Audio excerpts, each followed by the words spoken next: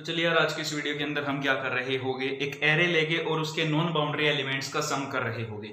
तो देखिए यार, इसको हम कैसे कर सकते हैं। मान लीजिए हमारे पास यहाँ पर एक मैट्रिक्स है, मैट्रिक्स यानी कि हमारे पास एक 2 डायमेंशनल एरे है। आप कुछ इस टाइप से कह सकते हो। तो 2 3 4 5 मैं आपके सामने यहाँ पर एक 2 डायमेंशनल एरे का एग्जाम्पल ले लेता हूँ ताकि मैं आपको समझा सकूँ कि हम यहाँ पर करने क्या वाले हैं। तो मैं रैंडमली यहाँ पर कुछ भी नंबर्स ले लिए। तो मान लीजिए यार, आपका ये एक स्क्वायर का फील्ड है, ठीक है। तो जो आपका स्क्वायर का फील्ड है, इसके बाउंड्री पर कौन कौन से एलिमेंट्स है, ठीक है। जो मतलब ये बाउंड्री है ना आपकी, जो आपकी ये बाउंड्री है, इससे कौन कौन से एलिमेंट्स टकरा रहे हैं, ठीक है। तो आप देख सकते हो यहाँ पर 2 बिल्कुल इसके क्लोज है, इससे टकराएगा। तो 3 4 5 7 1 1 2 0 5 8 3। तो ये सारे एलिमेंट्स वे हैं जो बाउंड्री से टकरा रहे हैं, मतलब कि ये आपके बाउंड्री एलिमेंट्स है। तो जो बचे हुए आपके नॉन बाउंड्री एलिमेंट्स कौन कौन से है, वे जो नॉन बाउंड्री एलिमेंट्स है। तो आपको यहाँ पर वे 4 एलिमेंट्स दिख रहे होंगे, 9 3 8 और 2।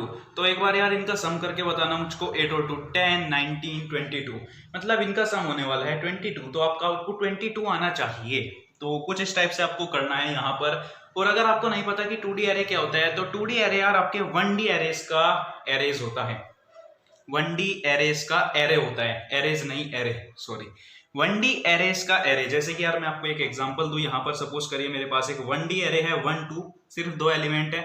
एक और मेरे पास यहाँ पर 1D एरे है 3 4 इसके अंदर, और एक और 1D एरे है 5 और 6, ठीक है। अब मेरे पास यहाँ पर एक एरे है और इनके अंदर मैं यहाँ पर इन 1D एरेस को अगर डाल दूं तो मेरा ये 2D एरे बन जाएगा। तो 2D एरे क्या हुआ आपका, 1D एरेस का एरे। तो ये छोटा सा इंट्रो दिया मैंने यहाँ पर आपको 2D एरेस के बारे में। अगर आपको पूरी वीडियो देखनी है तो मैं लिंक डिस्क्रिप्शन में दे दूंगा, जहाँ पर आप अपनी 2D एरेस के बारे में अच्छे से जानकारी प्राप्त कर सकते हो। तो फिलहाल हम यहाँ पर इस क्वेश्चन को देख रहे होंगे कि हम इस क्वेश्चन को कैसे सोल्व कर सकते हैं। तो मैं सबसे पहले यहाँ पर इसकी इंडेक्सिंग कर लूंगा। इंडेक्स इसका आपको पता होगा 0 1 2 3 कुछ इस टाइप से जाता है, 0 1 2 3। और यहाँ पर बताऊं तो मैं आपको यहाँ पर ये एक 1D एरे है, ये एक 1D एरे है, ये एक 1D एरे है और ये एक 1D एरे है। मतलब यहाँ पर 4 1D एरेस की मदद से ही आपका 2D एरे बना है। आई होप आपके समझ में आ चुका होगा। ये मैंने यहाँ पर काफी रायता फैला दिया, तो इसको छोड़ा, आप आगे बढ़ते हैं हम यहाँ पर। तो अब आपको यहाँ पर देखना होगा, अगर जो आपके जो नॉन बाउंड्री एलिमेंट्स है ना, अगर मैं उनकी इंडेक्सेस लिखने की कोशिश करूँ तो आप मुझको बताइए इनकी क्या इंडेक्सेस है। तो सपोज करिए यार, मैं इसको आई वेरिएबल की मदद से यूज करूंगा और इसको मैं जे वेरिएबल की मदद से, मतलब रोज मेरी आई वेरिएबल की मदद से मैं इटरेट करने वाला हूं, और जो कॉलम्स हो गए मेरे, उनके लिए मैं यहाँ पर जे वेरिएबल का यूज करने वाला हूं। तो अगर मैं पूरे एरे के थ्रू इटरेट करूं तो मैं आई की वैल्यू को कहां से कहां तक ले जाऊंगा, 0 से लेकर 3 तक, है ना। और जे की वैल्यू को मैं यहाँ पर 0 से लेकर 3 तक लेकर जाऊंगा। अगर मैं पूरे एरे के थ्रू इटरेट करूं, अगर मुझको कोई भी एलिमेंट चाहिए, सपोज करिए यार मुझको 9 एलिमेंट चाहिए, तो मैं कैसे लिखूंगा, सबसे पहले एरे का नाम, फिर उसकी रोज। तो रो कौन सी पर है, 1 रो पर है ना। और फिर मैं उसकी यहाँ पर कॉलम का नाम, तो कॉलम भी 1 है। तो कुछ इस टाइप से इसकी वैल्यू 9 आ जाएगी, ठीक है। तो कुछ इस टाइप से यार एक्सेस कर सकते हो किसी भी एलिमेंट को। ये मैं आपको छोटी सी बेसिक नॉलेज दे रहा था, अगर आपको ना पता हो शायद। वैसे अगर आपको पता होना चाहिए, अगर आपने पुरानी वीडियोस देखी होगी तो, है ना। तो आगे बढ़ते हैं यार। एक बार मैं कहूंगा कि जो आपके नॉन बाउंड्री एलिमेंट्स हैं, इनकी आप मुझको इंडेक्सेस लिखकर बताइए। तो 9 की क्या होगी यहाँ पर, 1 1, है ना।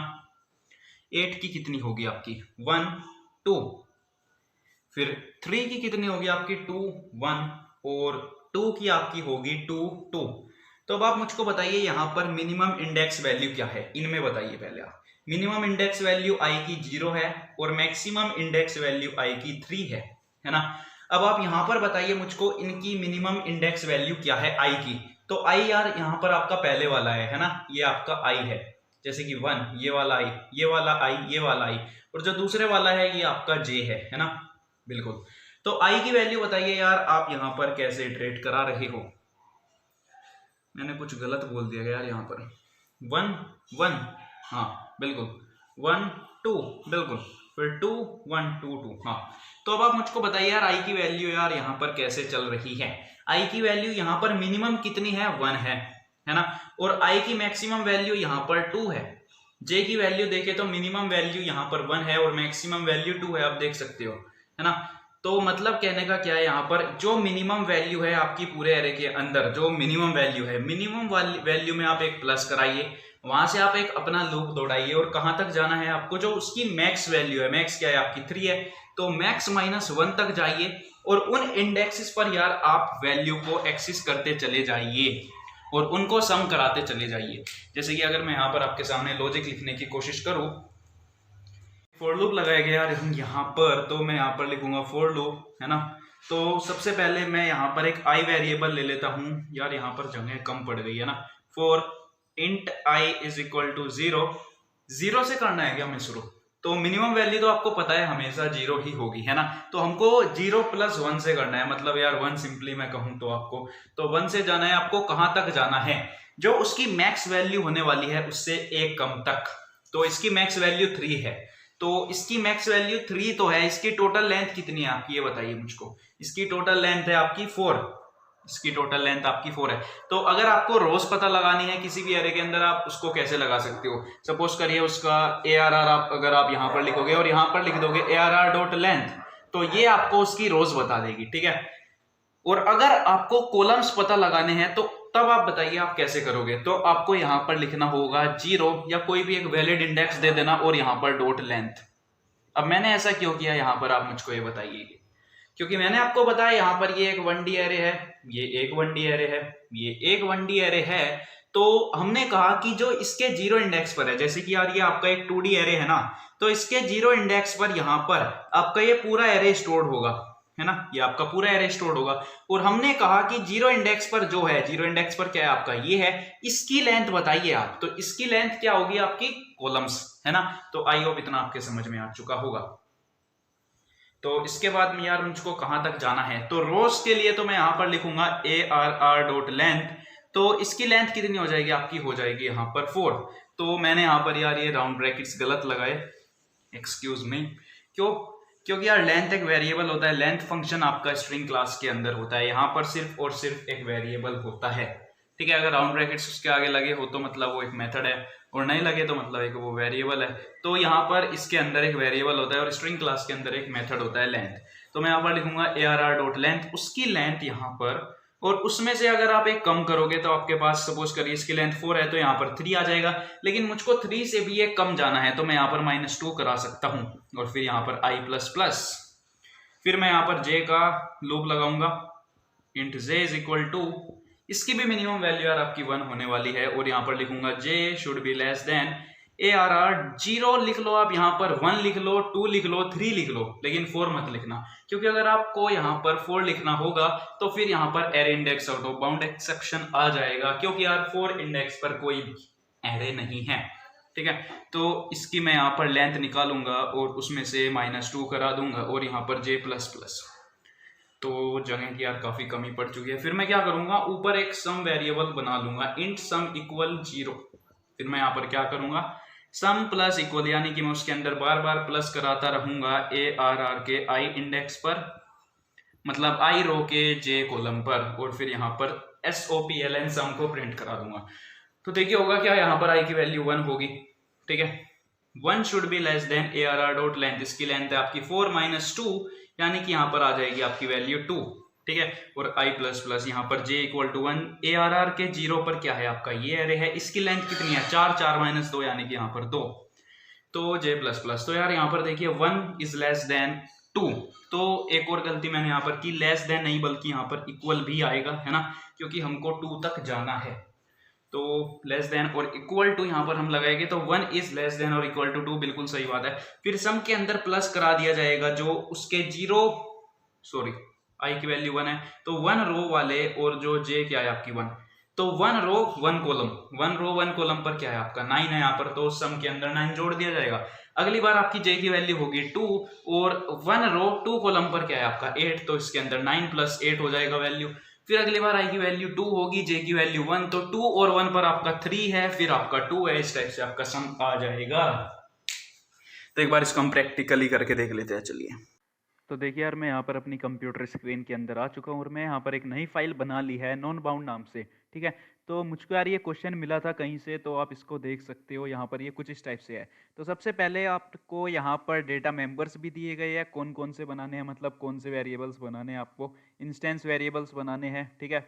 अगर स्टैटिक वेरिएबल कहते तो स्टैटिक कीवर्ड आप उसके आगे लगा सकते थे, तो वो स्टैटिक कीवर्ड की मदद से आपके स्टैटिक वेरिएबल्स बन जाते जो क्लास से बिलोंग करते, लेकिन ये ऑब्जेक्ट से बिलोंग करते हैं। और यहाँ पर आपको कुछ मेंबर फंक्शंस बनाने हैं। यहाँ पर सबसे पहले आपका एक पैरामीटराइज्ड कंस्ट्रक्टर है नॉन बाउंड, क्योंकि क्लास का नाम भी नॉन बाउंड है, तो सबसे पहले हम यहाँ पर यही बनाएंगे।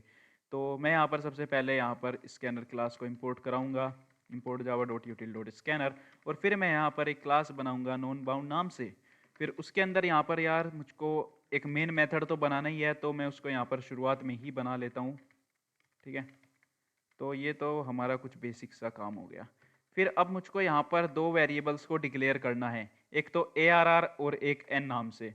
तो इंट के हो गए वो, क्योंकि जो हमारा 2D एरे है उसके अंदर हम इंट की वैल्यू स्टोर करा रहे हैं।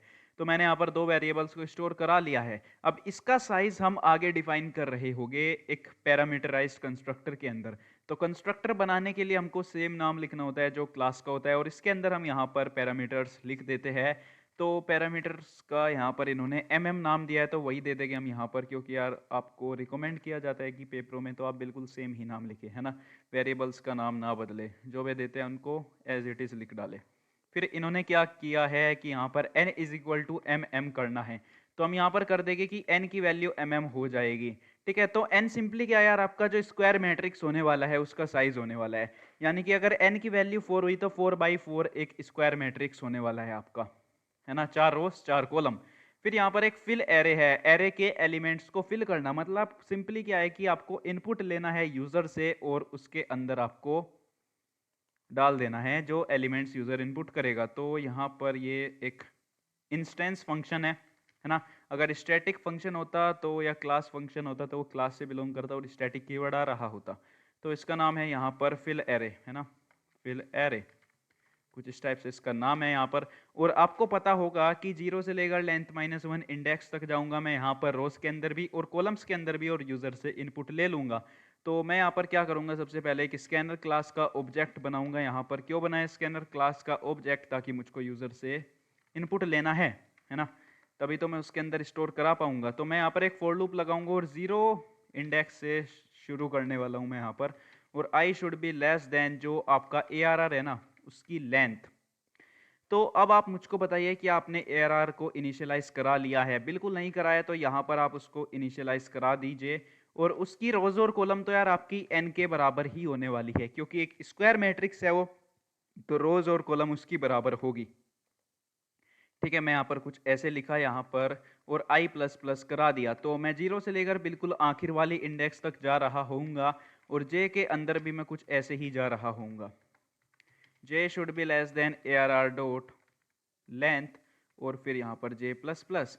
तो फिर मैं क्या करूंगा, यहाँ पर ARR के i रो और j कॉलम पर इनपुट लूंगा। तो सबसे पहले यार देखिए, i की वैल्यू 0 होगी और j की वैल्यू भी 0 होगी।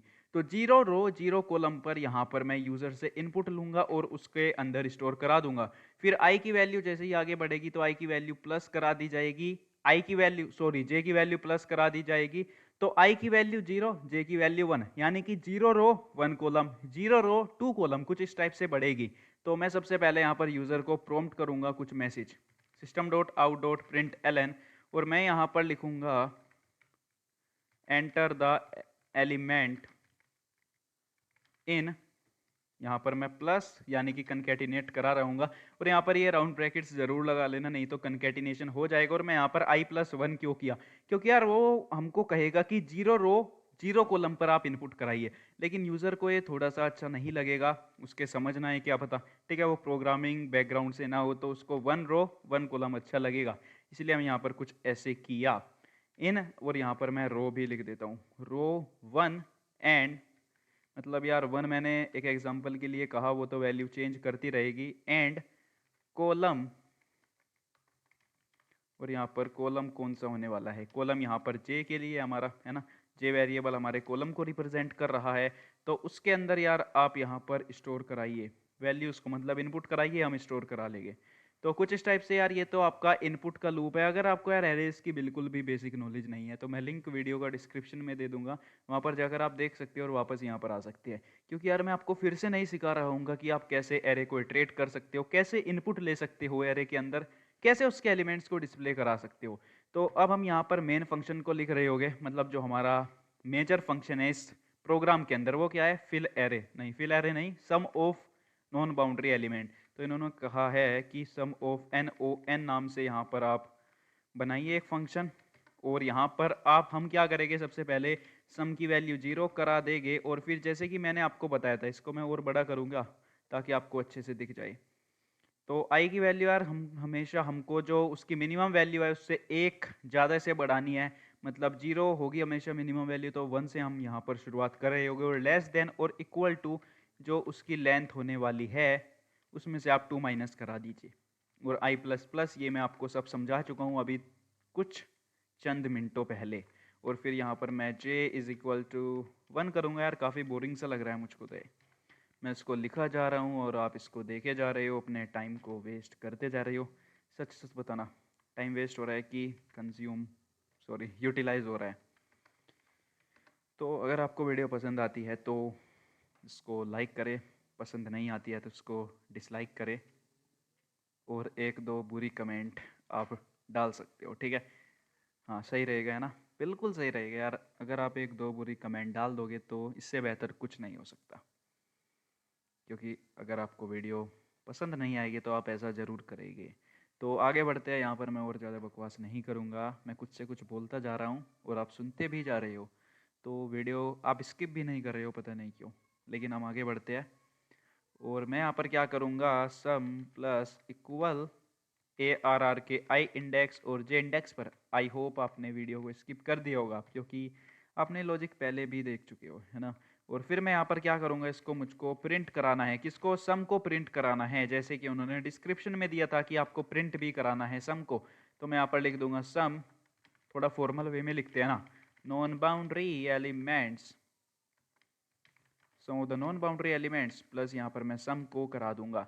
ठीक है, एक और मेथड यार मुझको डिफाइन करना है यहाँ पर, डिस्प्ले, जो कि एलिमेंट्स को डिस्प्ले करा रहा होगा, एक मैट्रिक्स को, मैट्रिक्स के एलिमेंट्स को डिस्प्ले करा रहा होगा एक मैट्रिक्स के तरीके में, मतलब एक फॉर्मल सी तरीके में, जैसे कि कुछ इस टाइप से 1 2 3 4 5 6 इस टाइप से कुछ डिस्प्ले करा रहा होगा। तो आप देख रहे हो, जैसे कि हम यहाँ पर j की वैल्यू 0 है, 0 से लेकर 2 तक जाता हूँ, तो हमको यहाँ पर system dot out dot print का यूज़ करना है। और जैसे ही आई की वैल्यू बढ़ती है तो मुझको system dot out dot print L का यूज़ करना है, जैसे कि यार आपने नेस्टेड फॉर लूप के अंदर भी देखा होगा, अगर आपने मेरी पुराने वीडियोस देखी होगी या फिर आपने खुद प्रैक्टिस की होगी। तो मैं यहाँ पर क्या करूँगा, एक फॉर लूप लगाऊंगा, ऊपर से कॉपी करते हैं ना, चलो यार, क्योंकि ये तो हमने ऊपर भी लिखा है लॉजिक, बस यहाँ पर हमको बीच वाली लाइन को रिप्लेस कराना है। मैं यहाँ पर क्या करूँगा, इसको हटाता हूँ यहाँ से, system dot out dot print l n, और यहाँ पर मैं प्रिंट करा दूंगा ARR के आई इंडेक्स पर और जे इंडेक्स पर, मतलब आई रो जे कॉलम पर। और प्रिंट एल नहीं, बल्कि मैं यहाँ पर प्रिंट का यूज़ करूँगा, और बाद में एक मैं यहाँ पर स्पेस भी ऐड करा दूंगा, ठीक है, ताकि एलिमेंट्स के बीच में स्पेस रहे। और जैसे ही मेरी यार आई की वैल्यू बढ़े तो मैं यहाँ पर क्या करूँगा, system dot out dot print L, ताकि मेरा कर्जर अगली लाइन में पहुँच जाए। तो आई होप इतना आपके समझ में आ चुका होगा। और मैं यहाँ पर क्या करूँगा, एक स्कैनर क्लास का एक और ऑब्जेक्ट बनाऊंगा, क्योंकि मुझको यूज़र से इनपुट भी तो लेना होगा कि यार आपका जो मैट्रिक्स होने वाला है उसका साइज क्या होने वाला है। यहाँ पर तो हमने क्या किया, जैसे ही हम ऑब्जेक्ट बनाएंगे क्लास का, ये कॉल होगा और इसके अंदर हमको यहाँ पर वैल्यू पास करानी है। लेकिन हम यहाँ पर क्या कैसे पास कराएंगे, तो उसके लिए हमको यहाँ पर यूजर से इनपुट लेना होगा, सिस्टम डॉट इन, और मैं यहाँ पर लिखूंगा system dot out dot print l n, और मैं यहाँ पर कहूँगा enter the order of matrix, enter the order of matrix, और यहाँ पर int n is equal to sc dot next int. अब आप यहाँ पर यार कंफ्यूज मत हो जाना कि हमने n वेरिएबल यहाँ पर भी डिफाइन कर लिया है और n वेरिएबल यहाँ पर भी डिफाइन कर लिया है। देखिए एक बात बताता हूँ मैं आपको, जहाँ पर आपने किसी भी वेरिएबल को डिक्लेयर करा हो, यहाँ पर बताइए n वेरिएबल को आपने कहाँ पर डिक्लेयर करा है, n वेरिएबल को आपने यहाँ पर कहाँ पर डिक्लेयर करा है, यहाँ पर आपने इसको यहाँ पर डिक्लेयर करा है ना, यहाँ पर ही तो डिक्लेयर करा है आपने इसको, जी बिल्कुल। तो अब आप यहाँ पर सबसे पास वाला इसका कर्ली ब्रेसेस देखिए, ये है है ना। तो मतलब क्या है कि सिर्फ ये मेन मेथड के अंदर एक्सेसिबल है, इससे कहीं बाहर इसको कोई नहीं जानता, है ना। अगर आप यहाँ पर लिखोगे n, यहाँ पर अगर आप प्रिंट कराओगे, अगर आप यहाँ पर n प्रिंट कराओगे तो फिर यहाँ पर इस वाले n को पहचाना जाएगा जो आपका ये वाला n है, ठीक है। अब आप सोचोगे कि यार ये तो पूरी क्लास के अंदर आ रहा है, तो ऐसा नहीं है, एक ऑब्जेक्ट से बिलोंग करेगा जो हम यहाँ पर अब आगे बनाने वाले हैं, ठीक है। जब तक ऑब्जेक्ट नहीं बनेगा तब तक ये अपना जन्म नहीं लेने वाला है, ठीक है जी। आगे बढ़ेगी, हम यहाँ पर क्या करने वाला था, मैं इसको यहाँ से हटा देता हूँ एन को। और चाहो तो आप यार, मैंने यहाँ पर इतना बड़ा लिखा है ARR.length, यहाँ पर आप n लिख सकते हो, है ना, क्योंकि n के अंदर भी ARR.length ही है, तो मैं इसको यहाँ पर n से रिप्लेस करा सकता हूँ, बिल्कुल करा सकता हूँ यार। मैं यहाँ पर इसको n लिख दूंगा और मैंने यहाँ पर नीचे भी कहीं पर चेंज करना है, यहाँ पर भी मैं इसको n करा दूंगा, ठीक है, बिल्कुल। और मैं यहाँ पर इसको भी n करा दूंगा। तो क्यों मैं इतना टाइम निकाल रहा हूँ आपका, इसको भी मैं यहाँ पर n करा सकता हूँ, बिल्कुल करा सकता हूँ यार। इसको n करा देते हैं और इसको भी यहाँ पर n करा देते हैं। तो इतना हो चुका है यार आपका, यहाँ पर हमने यूज़र से इनपुट भी ले लिया है। फिर मैं क्या करूँगा, यहाँ पर non bound o b is equal to new non bound, और इसको हमको एक आर्ग्यूमेंट पास कराना है, मैं यहाँ पर n पास कराऊंगा। जो ये n वेरिएबल के अंदर वैल्यू होगी वो mm के अंदर जाएगी, और mm के अंदर जो वैल्यू है वो इस वाले n के अंदर जाने वाली है, ठीक है। चाहो तो आप इसको यहाँ पर ऐसे भी लिख सकते हो, दिस डॉट n, मतलब क्या है कि यार जो आपका ये ऑब्जेक्ट है इसके अंदर जो n वेरिएबल है उसके अंदर आपको ये वैल्यू स्टोर करानी है, ठीक है जी। तो आगे बढ़ते हैं हम यहाँ पर। अब हमको सबसे पहले तो यूज़र से इनपुट लेना होगा, है ना, क्योंकि आपका कंस्ट्रक्टर तो तुरंत चल जाएगा जैसे ही आपका ऑब्जेक्ट बनेगा, यहाँ पर ये स्टेटमेंट्स एग्जीक्यूट हो जाएगी। उसके बाद हमको फिल एरे को कॉल कराना होगा, ठीक है। तो मैं यहाँ पर लिख दूंगा ob.fill array, ob.fill array, ये एरे के एलिमेंट्स को इनपुट ले लेगा। फिर हम उसको दिखा भी देंगे एक बार कि आपके एलिमेंट्स किस तरह से इनपुट कराए गए हैं। फिर हम क्या करेंगे, यहाँ पर हम सम ऑफ नॉन को कॉल करा देंगे, मतलब सम ऑफ नॉन बाउंड्री एलिमेंट्स, जो सम डिस्प्ले करा देगा सारे नॉन बाउंड्री एलिमेंट्स का। तो मैं यहाँ पर अब इसको आपको एग्जीक्यूट करा के दिखाता हूँ। cd, ये मेरी एक वन ड्राइव फोल्डर के अंदर फाइल है और उसके अंदर यहाँ पर जावा प्रोक्स एक फोल्डर है, उसके अंदर है। तो मैं इसको यहाँ पर अगर इसको कंपाइल करने की कोशिश करूँ तो देखते हैं क्या होता है। जावा सी non bound dot Java, I hope you are doing well, I hope you are coding, or I hope you are studying, or I hope you are playing or doing something mischievous. Non-bound.java. I hope you are not doing anything. I hope I will not speak again like this unnecessarily. यार हो जाए compile, और ये हमसे input लेने वाला है कि ऑर्डर ऑफ मैट्रिक्स क्या होने वाला है। तो मैं यहाँ पर 4 देता हूँ और मैं यहाँ पर कुछ ऐसे वैल्यूज़ दे देता हूँ, ठीक है, 1 2 3 4, और कमेंट करके आप मुझको बताना है कि इसका जो आउटपुट आने वाला है वो सही आएगा या नहीं। मैं आपको यहाँ पर सम करके नहीं दिखाऊंगा कि बिल्कुल सही सम आ रहा है या नहीं, ठीक है। तो ये सम 10 बता रहा है, एक बार देख भी लेते हैं। चलो 2 और 3 और 2 और 3 ये आपके नॉन बाउंड्री एलिमेंट्स है, 3 और 3 6 और 4 10, तो बिल्कुल सही आपका यार आउटपुट आ रहा है। तो कुछ स्टेप से आप इस प्रोग्राम को कर सकते थे, और भूलना मत अगर आपको वीडियो पसंद नहीं आई है तो आप इसको डिसलाइक करके जा सकते हो। तो मिलता है आपसे अगली वीडियो में, और बताना किस टॉपिक पर आपको वीडियो चाहिए अगली।